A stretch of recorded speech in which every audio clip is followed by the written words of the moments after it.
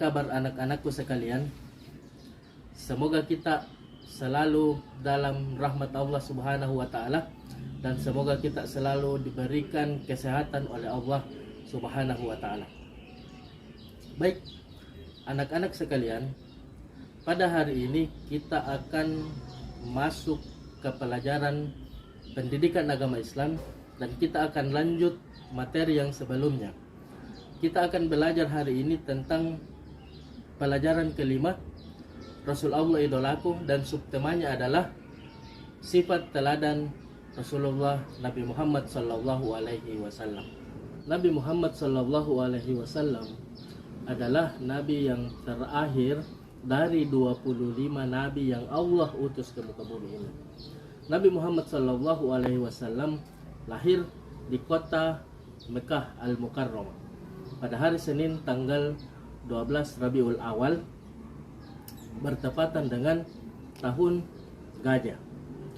Nabi Muhammad sallallahu alaihi wasallam sudah dalam keadaan yatim ketika beliau masih di dalam kandungan ibunya.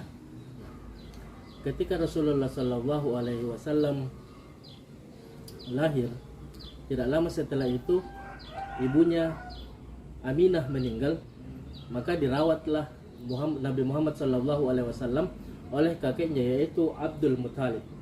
Dan setelah kakeknya meninggal, dirawatlah Rasulullah sallallahu alaihi wasallam Nabi Muhammad oleh pamannya yaitu Abu Thalib. Dan Abu Thalib ini adalah pamannya Rasulullah yang sangat sayang kepada Rasulullah sallallahu alaihi wasallam dan membela Rasulullah sallallahu alaihi wasallam, membela perjuangan Rasulullah ketika Rasulullah diangkat menjadi nabi dan melindungi Rasulullah dari siksaan-siksaan, ancaman-ancaman orang Quraisy. Pada masa muda Rasulullah, Nabi Muhammad sallallahu alaihi wasallam terkenal sebagai orang yang tabah, sebagai orang yang sabar, bertanggung jawab, pekerja keras, dan sangat jujur. Sehingga karena kejujurannya itu Rasulullah sallallahu alaihi wasallam diberi gelar Al-Amin oleh masyarakat.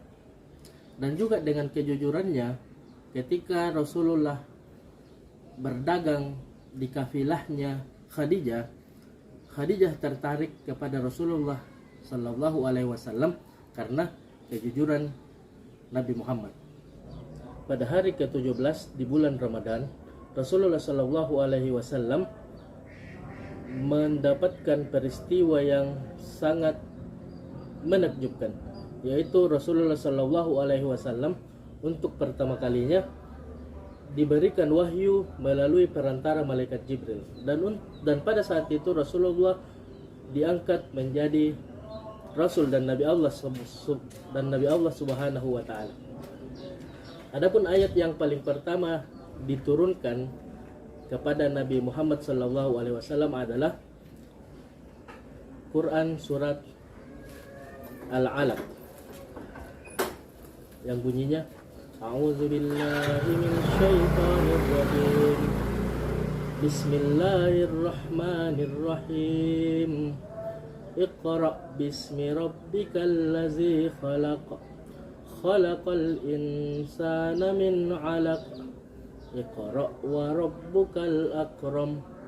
Alladzi 'allama bil qalam.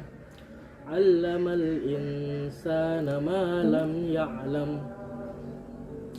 Itulah ayat yang paling pertama diturunkan kepada Rasulullah sallallahu alaihi wasallam dalam menyiarkan agama Allah Subhanahu wa taala. Nabi Muhammad tidak pernah takut menghadapi ancaman-ancaman yang diberikan oleh kaum kafir Quraisy.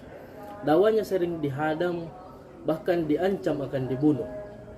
Akan tetapi Rasulullah sallallahu alaihi wasallam tidak berhenti untuk mendakwahkan ajaran-ajaran yang Allah Subhanahu wa taala berikan kepada Nabi Muhammad sallallahu alaihi wasallam.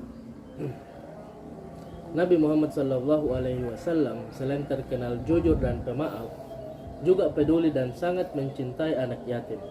Bahkan Rasulullah pernah bersabda, barang siapa yang merawat dan mengasuh anak yatim dengan sebaik-baiknya, kelak mereka akan masuk surga dan tempatnya berdekatan dengan Nabi.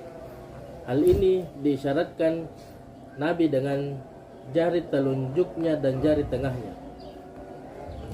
yang berdekatan dan tidak terhalang apapun. Jadi seperti inilah dekat Rasulullah Sallallahu Alaihi Wasallam dengan orang yang sangat menyayangi anak yatim.